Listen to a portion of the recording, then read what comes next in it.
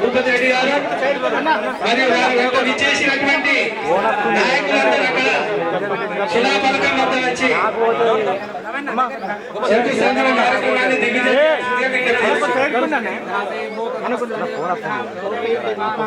ఖాళీ మహిళలందరూ కూడా మీ సీట్లలో కూర్చోవలసిందిగా విజ్ఞప్తి చేస్తున్నారు.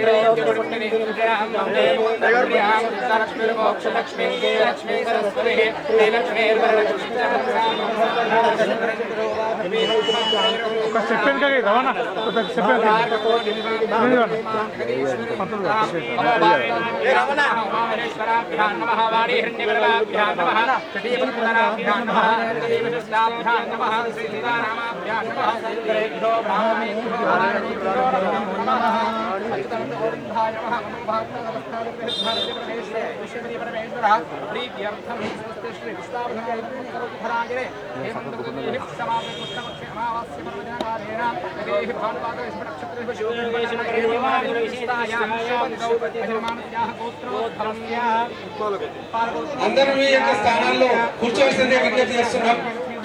శంకుస్థాపన కార్యక్రమం జరిగిన తర్వాత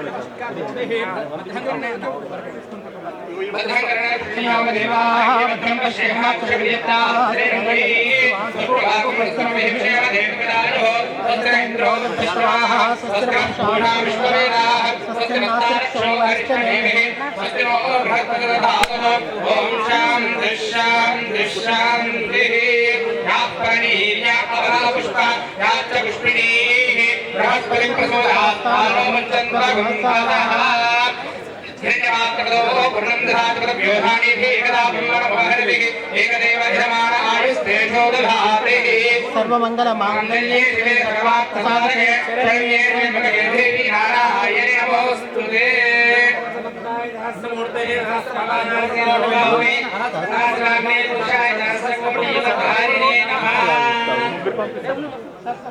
मुहूर्तकाले सूर्यादीनां नवाग्रहाणां प्रत्यक्षदानस्तु इदमानस्य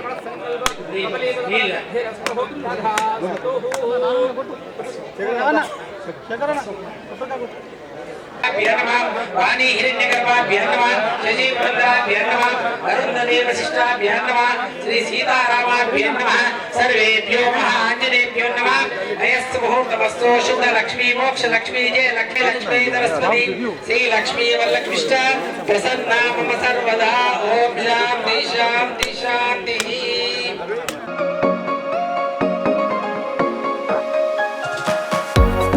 మన అభివృద్ధి కార్యక్రమాలు అనేటువంటి ముందుకు పోతున్నాయి సార్. అందుకొరకు మీకు ప్రత్యేక ధన్యవాదాలు తెలియజేసుకుంటూ గౌరవనీయులు మన శాసనసభ్యులు రేకులపల్లి భూపతి రెడ్డి గారు వేదికను అలంకరించాల్సిందిగా విజ్ఞప్తి చేస్తా ఉన్నాం. ధనసరి అంశే సీతక్క గారు మహిళా శిశు సంక్షేమ శాఖ జిల్లా ఇన్ఛార్జి మంత్రివర్యులు మరి పొద్దుటూరు సుదర్శన్ రెడ్డి గారు తెలంగాణ ప్రభుత్వ మార్కెట్ కమిటీ చైర్మన్ గంగారెడ్డి గారు వేదికను అలంకరించాల్సిందిగా విజ్ఞప్తి చేస్తా ఉన్నాను. కాబట్టి మీరు ప్రముఖమైన ముందు వరుసలో కూర్చోవలసిందిగా విజ్ఞప్తి చేస్తా ఉన్నాను. ప్రముఖ నాయకులు భాస్కర్ రెడ్డి గారు కూడా వేదికను అలంకరించాల్సిందిగా విజ్ఞప్తి చేస్తా ఉన్నాను. భాస్కర్ రెడ్డి గారు ఎక్కడున్నా వేదికపైకి వచ్చి ఆశీను. కాంగ్రెస్ నాయకులు ఎవరైనా కానీ బయటకు వచ్చిన అందరూ స్టేజ్ మీద రావడం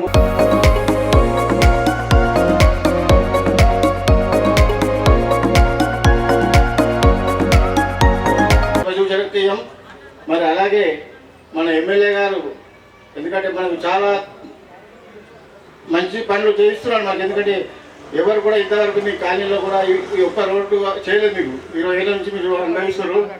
ఈరోజు ఎమ్మెల్యే గారు రాగానే ఇలాంటి ఎమ్మెల్యే మనకు దొరకడు కాబట్టి ఈ సార్ మనం ఎప్పుడు కాపాడుకుంటూ ఉండాలా. మరి ఇక్కడ ఈ కార్యక్రమానికి విచ్చేసినటువంటి పెద్దలు గౌరవనీయులు మన రూరల్ ఎమ్మెల్యే భూపతి రెడ్డి గారు, మరి అలాగే మరి ఏఎంపీ చైర్మన్ గంగారెడ్డి గారు, మరియు డిసిసి కాంగ్రెస్ నాయకులు మన శేఖరన్న గారు, మరి గడిల రామనారాయణ గారు, మరి బాగారెడ్డి గారు, మరి మన సీనియర్ నాయకులైనటువంటి ఐడిసి చైర్మన్ సాయిరెడ్డి అన్న గారికి, అందరికీ పేరు పేరున కాంగ్రెస్ నాయకులందరికీ కూడా ధన్యవాదాలు చెప్తున్నా. ఎందుకంటే గతంలో ఎన్నడూ ఎన్ని పనులు చేసినా దాఖలాలు లేవు మనం. ఎందుకంటే ఈరోజు సిటీకి దగ్గర ఉన్నాం కాబట్టి డెవలప్మెంటే ఎవరు అడగలేదు.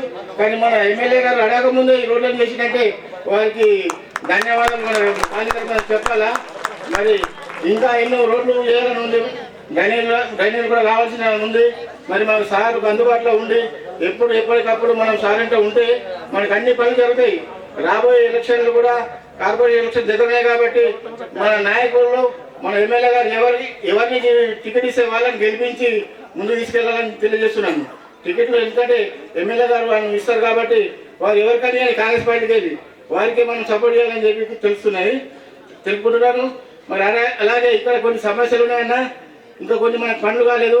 ఇప్పుడు మన వచ్చిన రోడ్లనే కొన్ని రోడ్లు కాలేదు కాబట్టి కొంచెం వాళ్ళు బాధలో ఉన్నారు, వాళ్ళు రాలేకపోయారు. ఇలా తప్పకుండా ఆ రోడ్లన్నీ మేము చేపిస్తాం. ఎలక్షన్ అయిన తర్వాత అన్ని రోడ్లు కూడా చేపిస్తాం. డ్రైనేజ్ వ్యవస్థ కూడా పెట్టిండు సార్. ఇప్పుడు 1.5 కిలోమీటర్ డ్రైనేజ్ పెట్టిండు, ఇదే కాలనీలో పెట్టిండు.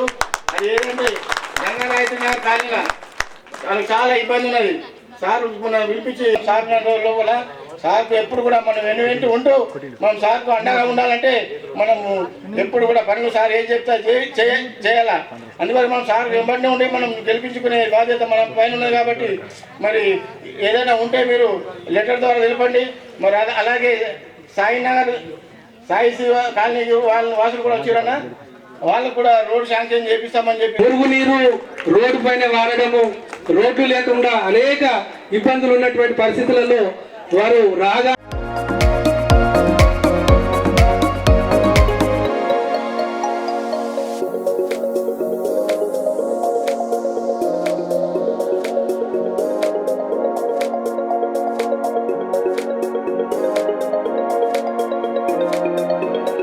కాలనీ పక్క చుట్టుపక్కల కూడా అందరు వస్తారు వాకింగ్ చేసుకోవడానికో, లేకుంటే ఇట్లా ఈ గణపతి శెట్టి సార్ మేము ఈ కార్యక్రమం అన్నీ చేసుకుంటాం సార్. ఇక్కడ ఈ ప్రహరీ కూడా ఏర్పాటు చేయాలా సార్.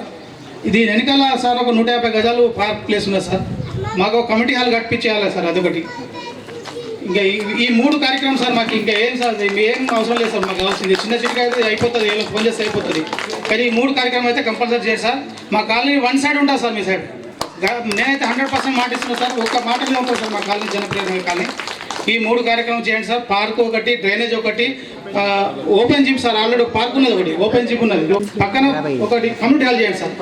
దయచేసి ఈ 4 కార్యక్రమాలు మీ హయాంలో చేయాలని, మీరైతే ఎవరికైతే టికెట్ ఇస్తారో వారికి 100% మీ అందరూ సపోర్ట్ చేసి వారిని గెలిపించుకునే బాధ్యత మా మీద ఉంటుంది సార్. ధన్యవాదాలు సార్. Thank you. మన గౌరవ rural MLA Shri Bhupathi Reddy sir గారికి కాలనీ తరపున శుభాకాంక్షలు. సార్ గత 10 సంవత్సరాలుగా మనం రోడ్డు లేక ఎంత బాధపడ్డామో అది మాకు తెలుసు. మీ చొరవ వల్ల మాకు ఈరోజు కాలనీ మొత్తం రోడ్లు జరిగింది. మాకు ఉన్న ఇంకో పెద్ద సమస్య ఏంటంటే సార్, ఇప్పటికి 60% అభివృద్ధి జరిగింది. అందులో 40%లో 30% సార్ డ్రైనేజ్ ఉన్నది. అది ఒక్కటి చూపిస్తుందంటే మా కాలనీ ఎప్పుడు మీకు సార్ రుణపడి ఉంటుంది.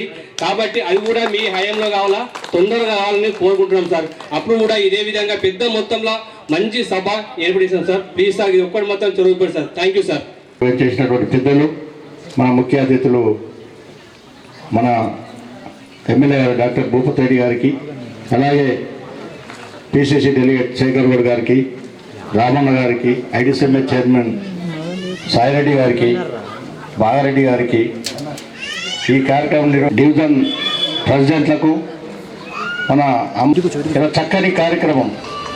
ఇవాళ అభివృద్ధిలో నోచుకోలేదని గత 2 సంవత్సరాలలో ఎంత అభివృద్ధి జరిగిందన్నది మీ కళ్ళ ముందే పెట్టినటువంటి ఘనత మన ఎమ్మెల్యే గారు.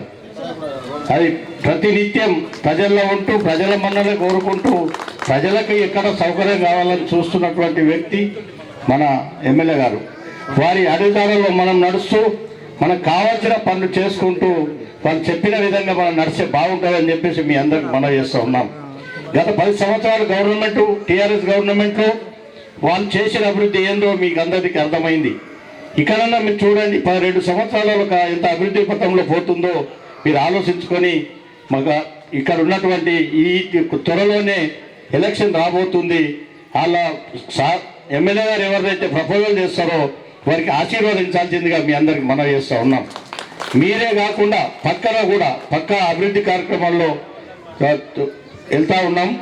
ఈ కార్యక్రమాన్ని మనమందరం కూడా మీరు మేము అభివృద్ధి పథంలో తీసుకుపోవడానికి మనందరినీ ముందు నడిపేయడానికి మన పెద్దలు ఉన్నారు. వారికి మనం అండదండలుగా ఉండాలని చెప్పేసి కోరుకుంటూ నాకు ఈ అవకాశం కల్పిన పెద్దలందరూ ధన్యవాదాలు ముగిస్తా ఉన్నాను. జై హింద్. మన శాసనసభ్యులు రేకులపల్లి భూపతి రెడ్డి గారు సార్ మాట్లాడతారు. మీరందరూ మరియు అదేవిధంగా జనప్రియ కాలనీ, శివసాయి కాలనీ, ఏకశిలా నగర్, లక్ష్మీప్రియ నగర్, ఈ కాలనీలన్నీ కూడా కలిసి అది కాకుండా మరి నాతో పాటు వచ్చినటువంటి మన మార్కెట్ కమిటీ చైర్మన్ ఉప గంగారెడ్డి గారు, పిసిసి డెలిగేట్ శేఖర్ గౌడ్ గారు, పెద్దలు గడిల రాములు గారు, మరి బాగారెడ్డి గారు, అదేవిధంగా మరి మీ గ్రామ నాయకులైనటువంటి హనుమంతుడు గారు, శ్రీనివాస్ రెడ్డి గారు, మన డివిజన్ ప్రెసిడెంట్ చిరంజీవి గారు, రవి గారు, ప్రెసిడెంట్ సెక్రటరీ అందరికీ కూడా పేరు పేరున, మరి ముఖ్యంగా ఇక్కడ మా అక్కా చెల్లెళ్ళందరూ వచ్చారు, వీళ్ళందరూ కూడా పేరు పేరున నమస్కారాలు. చాలా సంతోషం. ఇవాళ మన కాలనీ గతంలో అంటే నేను ఇక్కడ ఆఫీస్కి వచ్చినప్పుడు చాలామంది చెప్పారు మా కాలనీ ఏర్పడి ఒకప్పుడు ముబారక్ నగర్ అంటే కొంచెం అభివృద్ధి చెందిన గ్రామం అని అనుకునేవాళ్ళు. కానీ తీరా కాలనీస్ ఎక్స్టెండ్ అవుతూ ఉంటే మరి అప్పుడు చేసినటువంటి లేఅవుట్స్ కారణమో ఏదో కానీ ఎక్కడ కూడా రోడ్లు లేవు, డ్రైనేజీ లేవు. మొన్న ఒక ఫోటో తీసుకొచ్చి ఒక రోడ్డు మీద మొత్తం మోకాలు మొట్టి నీళ్లు ఉన్నాయి, ఇళ్ళలో పోతున్నాయి, పిల్లలు కూడా బడికి పోయే పరిస్థితి లేకుండా. సరే అంటే చాలా సమస్యలు ఉండే గతంలో.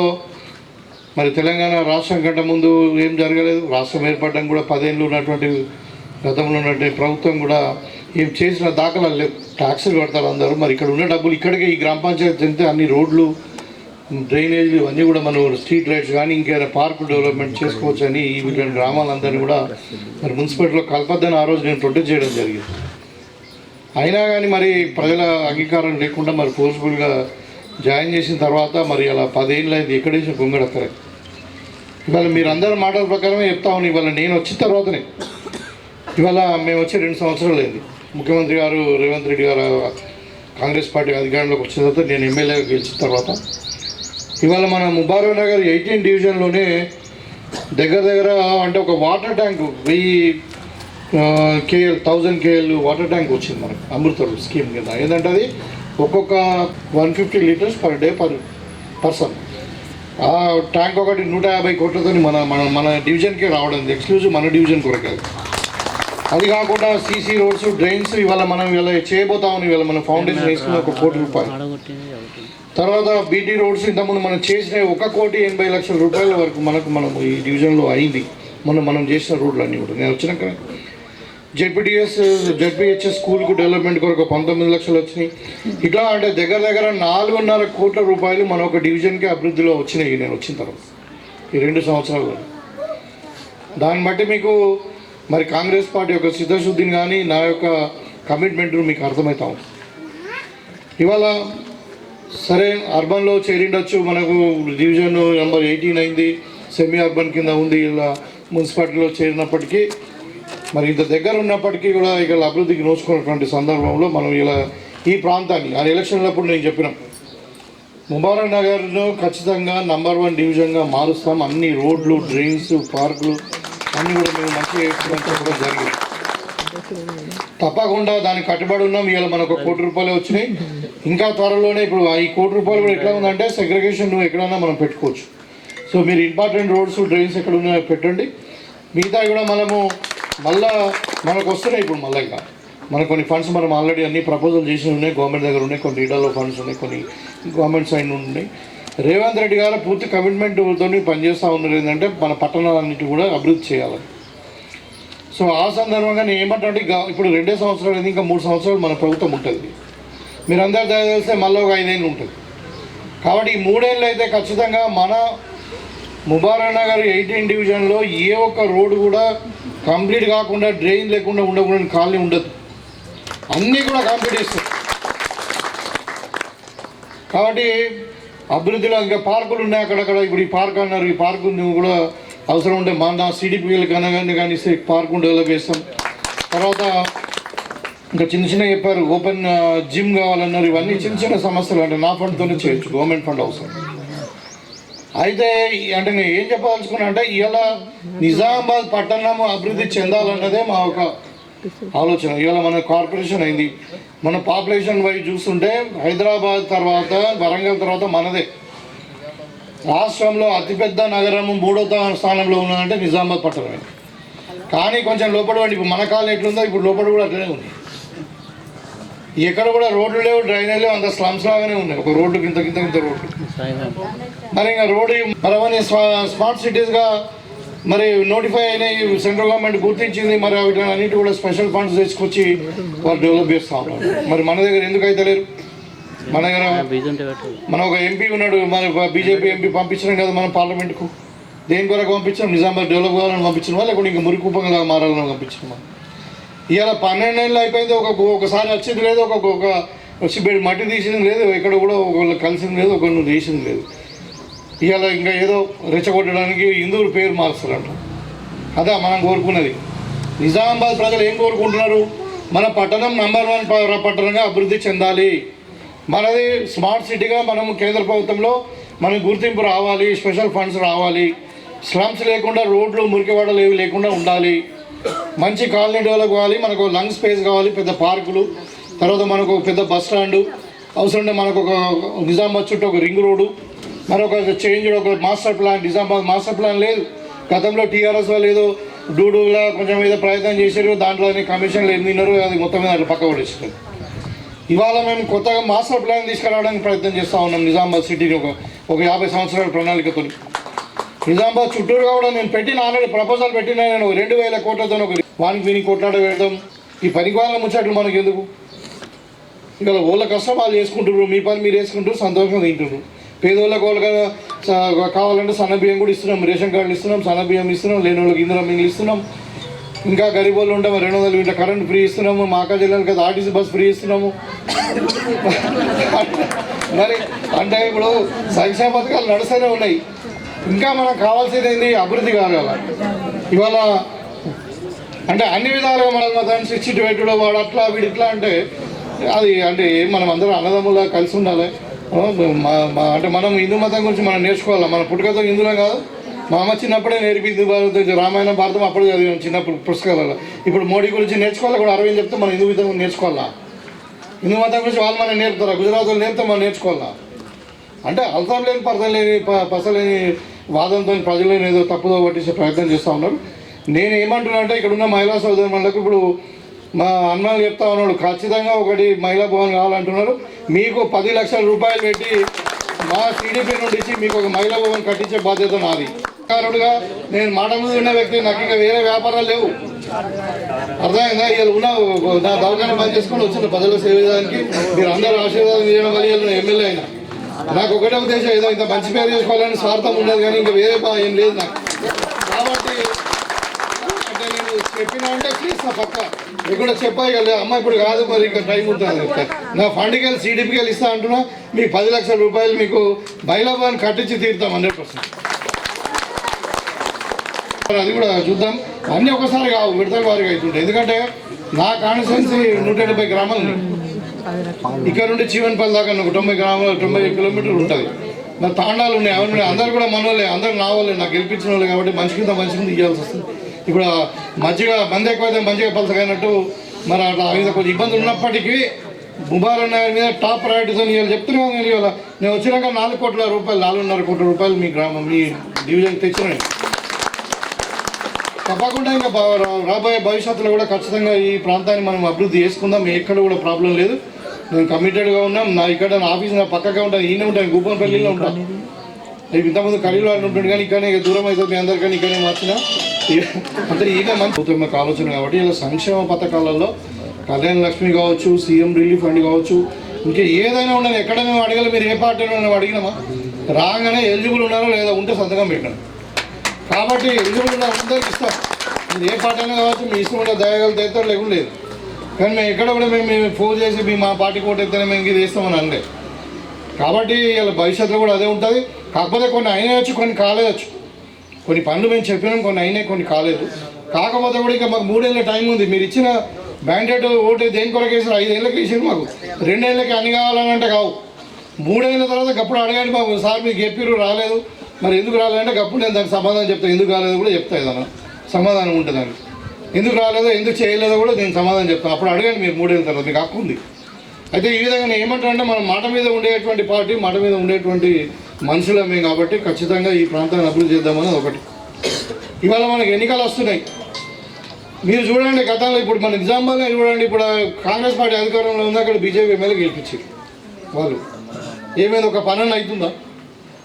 కాదు. ఎందుకంటే ఇప్పుడు అది ఎట్లుంటా అంటే 15-20 రోజుల్లోనే ఫిబ్రవరిలో ఎన్నికలు వస్తున్నాయి. సరే గత ఏం జరిగిందని కాదు, కానీ ఇవాళ నేను సిట్టింగ్ ఎమ్మెల్యేగా ఉన్నాం మీ ముందు. మన ముఖ్యమంత్రి గారు కూడా ఒక మంచి విజన్ ఉంది, ఆయన డైనమిక్ లీడరు. ఇవాళ మనము తెలంగాణను #1 రైజింగ్ తెలంగాణ పేరు మీద మనం ఇలా #1 రాష్ట్రంగా, చిన్న రాష్ట్రం అయినప్పటికీ, కొత్త రాష్ట్రం అయినప్పటికీ ఇవాళ మన జీడిపి ఏ స్థాయిలో ఉన్నదో తెలుసా మీకు? ఢిల్లీ తర్వాత మనదే ఉంది. నేషనల్ క్యాపిటల్ రీజన్ అంటారు. ఎన్సీఆర్ తర్వాత పర్ క్యాపిటల్ ఇన్కమ్ అనేది మన తెలంగాణ అంత రిచ్ స్టేట్. కాబట్టి ఇవాళ మన తెలంగాణను #1గా తీర్చిద్దాలని ఆయన ఒక అంబిషన్ పెట్టుకున్నాడు, ఒక గోల్ పెట్టుకున్నాడు. ఏంటంటే నిజామాబాద్ లాంటి సిటీలన్నీ కూడా అభివృద్ధి చెందాలి. ముఖ్యంగా హైదరాబాద్ ఇలా గ్లోబల్ సిటీగా మారాలి. ఎందుకంటే మన పిల్లలకి అక్కడ ఉద్యోగాలు వచ్చాయి. ఇలా హైదరాబాద్ మూసీని రివర్ ఫ్రంట్ మంచిగా కావాలా, దానికి RRR పెట్టాలని, తర్వాత ఇంకా మెట్రో ఎక్స్పాండ్ చేయాలని, ఒక 4th సిటీ కట్టాలని, ఇవన్నీ కూడా ఒక అంబిషన్ ఉంది. ఏంటంటే ఒక విజన్ ఉంది, ఒక 20-25 ఏళ్ళలో 2047లో మరి మన తెలంగాణ 3 ట్రిలియన్ ఎకానమీ కావాలా, దేశంలోనే #1 రాష్ట్రం కావాలా, మన వాళ్ళందరూ బాగుండాలని. ఎడ్యుకేషన్ విషయంలో కూడా మీకు చెప్పాలంటే ఇవాళ తెలంగాణ రాష్ట్రం వచ్చిన తర్వాత 10 ఏళ్ళు మొత్తం కూడా నెగ్లెక్ట్ చేయబడ్డది ఎడ్యుకేషన్. ఇవాళ కాంగ్రెస్ పార్టీ అధికారంలోకి వచ్చిన కానీ ఇలా 15,000 మంది టీచర్లు మనం అపాయింట్ చేసాం. యూనివర్సిటీలో వీసీలను అపాయింట్ చేసాం. మన జిల్లాకు ఇంజనీరింగ్ కాలేజ్ లేకుండా గవర్నమెంట్ కాలేజ్ ఇంజనీరింగ్ కాలేజ్ తెచ్చినాం. ఇలా మన యూనివర్సిటీలో అగ్రికల్చర్ కాలేజ్ లేకుండా అగ్రికల్చర్ కాలేజ్ ఇచ్చారు. మన నియోజకవర్గంలో ఇంటిగ్రేటెడ్ స్కూల్ ఇచ్చారు, పెద్ద పిల్లలు చదువుకోవడానికి 200 కోట్లతోని. అంటే ఈ విధంగా ఎడ్యుకేషన్ కూడా మనం ప్రయారిటీ ఇస్తూ ఉన్నాం. ఇక మరి రైతులు ఒక విధంగా సరే మీకు అవన్నీ అంటే మీకు డైరెక్ట్ సంబంధం లేకపోయినా ముఖ్యంగా మహిళా సోదరులకు చెప్తా ఉన్నాను, మీకు ఇవాళ 0 వడ్డీ రుణాలు ఇస్తా ఉన్నాను. గతంలో ఇవాళ మహిళలు అంటే మరి 1 కోటి మంది మహిళలను కోటీశ్వరులు చేయాలనే ఇందిరా మహిళా స్వశక్తి పేరు మీద ఒక స్కీమ్ తీసుకొచ్చింది గవర్నమెంట్. దాంట్లో ఏంటంటే సంవత్సరానికి 20,000 కోట్ల రూపాయలు ప్రభుత్వం నుండి అంటే బ్యాంకుల నుండి తీసుకొని మహిళా సంఘాలకు ఇస్తారు. దాంట్లో లోన్లు 0 వడ్డీ రుణాలు. దాంతో మీరు ఇప్పుడు మనకు ముబారనాలు దగ్గర ఎంత 100 ఉన్నాయా? 100 గ్రూపులు అంటే 1000 మంది మహిళలు దగ్గర. మీరు 1000 మంది మహిళలు కలిసి మీరు ఏదైనా వ్యాపారం చేసుకోవచ్చు. ఇంతకుముందు మహిళలు అంటే ఇంటి ఇంకా కోళ్ళు పెంచుకోవడో లేకుంటే ఇంటి ముందు భార్యనో దుడ్డనో పెంచుకొని పాల వ్యాపారం చేసుకోవడం కాదు. ఇవాళ మహిళలు అంటే ఏదైనా చేసుకోవచ్చు. మీరు ఆర్టీసీ బస్సులు కొనుక్కొని ఆర్టీసీకి అద్దెకియచ్చు, 70,000 ఇస్తున్నారు. పెట్రోల్ బంకులు పెట్టుకోవచ్చు, సోలార్ ప్లాంట్స్ పెట్టుకోవచ్చు. సోలార్ అంటే సౌర విద్యుత్ కేంద్రం పెట్టుకొని మీరు గవర్నమెంట్కి అమ్ముకోవచ్చు కరెంటు. మీ దగ్గర జాగా ఉన్నప్పుడు మీరు ఏదైనా పెట్టుకోవచ్చు. ఇవాళ మన శిల్పారామంలో కూడా 4 ఎకరాలు ఇచ్చింది అక్కడ గవర్నమెంట్. శిల్పారామం అంటే మీకు ఐడియా ఉంటుంది, చాలామందికి అంటే హైటెక్ సిటీ దగ్గర ఉంటుంది. అక్కడ 3 లక్షల గజం ఉంటుంది భూమి. అసలు చాలా 4 ఎకరాలు ఇచ్చి వాళ్ళ 150 షాపులు పెట్టారు. ఎవరు మహిళలు ఏదైనా ఉత్పత్తులు తయారు చేసి అక్కడ అమ్మడానికి. ఎందుకు? వాల్యూ అడిషన్ కొరకు. ఒక మీరు సున్నుండలు తయారు చేస్తారు మన ఇంట్లో. మన వాళ్ళు ఫేమస్ తెలంగాణ వంటకాలు అంటే అవి ఇక్కడ మన ఉబారాలు అమ్ముడు పోతాయి, 50 రూపాయల కిలో పోతాయి. అదే నువ్వు హైదరాబాద్లో పెట్టు, నువ్వు 500 కిలో పోతాయి. అదే నువ్వు ఎయిర్పోర్ట్లో ఇంకా పైన అమ్ము, నువ్వు ఏరోప్లేన్లో అమ్ము, నువ్వు 1000 రూపాయలు పోతుంది. దీన్ని వాల్యూ అడిషన్ అంటారు. అంటే మీరు అందరు మీరు కష్టపడి చేసినటువంటి ఉత్పత్తులను అమ్ముకోవడానికి అక్కడ 150 షాపులను మనము శిల్పారామం దగ్గర పెట్టిండు. అంటే ఎందుకు చెప్తానంటే మహిళలు వాళ్ళ భర్త మీదనో పిల్లల మీదనో లేకుంటే ఇంకెవరి మీదనో ఆధారపడి ఉండకుండా మీ సొంత స్వశక్తి మీద ఉండాలి. అవసరం ఉంటే ఇంటిని మీరే నడిపి ఇంకా భర్తకు అవసరం ఉంటే ఒక 10,000 రూపాయలు ఇచ్చేటట్టు ఉండాలన్నదే మరి ప్రభుత్వం యొక్క సంకల్పం. కాబట్టి మహిళలకు పెద్దపీట వేస్తాను. 0 వడ్డీ రుణాల యొక్క ఉద్దేశం అదే. 20,000 కోట్లు సంవత్సరానికి ఎప్పుడు ఇవ్వలేదు, ఎవరు ఏ ప్రభుత్వం ఇవ్వలేదు. అంటే మీకు తెలుసు మహిళల చేతిలో పెద్దలు ఉంటే ఎట్లుంటుందో. మనం అభివృద్ధి చేసుకుందాం. ఇవాళ ఏమైతే అంటే మీరు రాబోయే ఎన్నికలలో కాంగ్రెస్ పార్టీకి ఓటేస్తే ఏమవుతుంది, ఇక్కడ కార్పొరేటర్ కూడా కాంగ్రెస్ వాడు ఉంటాడు, నేను ఉంటా ఎమ్మెల్యేగా, తర్వాత మన గవర్నమెంట్ ఉంటుంది కాబట్టి పనులన్నీ చక్కచక్క అవుతుంటాయి. అదే మీరు వేరే పార్టీలకు వేసి కాంగ్రెస్ వాళ్ళని కొట్లాడి పని చేసుకుంటే ఇబ్బంది అవుతుంది. అందుకని మీరు ఒక విఘ్నతతోని రాబోయే కాలంలో మీరు తప్పకుండా కాంగ్రెస్ పార్టీని ఆదరిస్తాం. ఎవరికైనా ఇస్తాం, మేము సర్వే చేస్తాం. అందరూ 5-6 ఉన్నారు కాంగ్రెస్ లీడర్, వాళ్ళు ఓళ్ళు నిలబడతారు, ఏం చేస్తారో అదంతా మాట్లాడి మేము చేసుకుంటాం. కానీ అంటే మీరు ఓళ్ళకి ఇచ్చినా కానీ మీరు గెలిపియండి. తప్పకుండా మనకి ముబారక్ నగర్ని ఒక నంబర్ 1 డివిజన్గా 18 నంబర్ 1 డివిజన్గా మారుస్తామని చెప్పి చేసుకుంటూ మళ్ళీ ఒక శ్మశాన వాటిగా ఉంది. అది మరి ఎక్కడ అంటే మన దాన్ని కూడా అభివృద్ధి చేయమని అడుగుతున్నారు, అది కూడా తప్పకుండా చేస్తాం. ఇంత చక్కటి కార్యక్రమానికి నేను అంటే మీకు సండే అందరికి కూడా హాలిడే ఉంటుంది, మరి వాళ్ళతో ఒక హాఫ్ అన్ అవర్ మనం మాట్లాడుకోవచ్చు అన్న ఉద్దేశంతోనే సండే నాడు మీ గ్రామానికి మీ ఖాళీకి రావడం జరిగింది. మరి నన్ను ఆహ్వానించి గౌరవించినందుకు మీరందరూ కూడా మరొకసారి ధన్యవాదాలు తెలియజేసుకుంటూ మీ దగ్గర సెలవు తీసుకుంటాం.